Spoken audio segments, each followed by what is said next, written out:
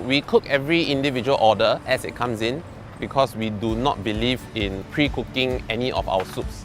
If we cook more than one serving per pot, it will actually dilute the flavor and the soup will not be as intense as what we want it to be.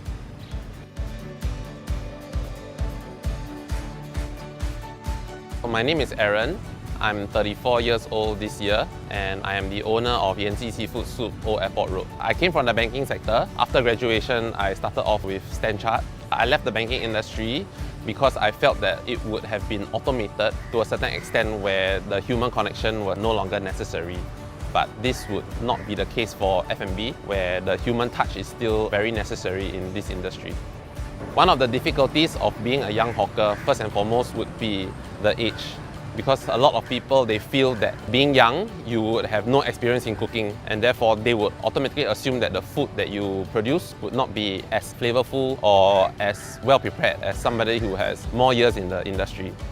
The minced meat takes the longest to cook. That would go down into the soup first. We start off at a very low level in terms of the soup base so that the temperature of the liquid rises as fast as possible.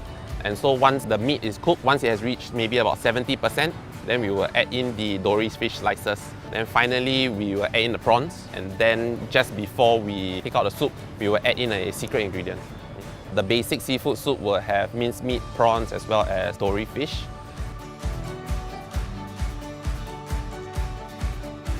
The other type that we have would essentially be the crayfish seafood soup, which would be minced meat, prawns, Dory fish, as well as the crayfish itself.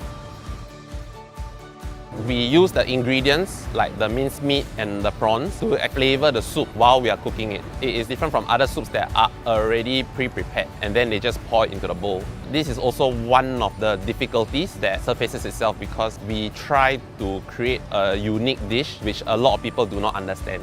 So essentially they would ask for refills, which we would not be able to give because the soup flavor comes from the cooking process.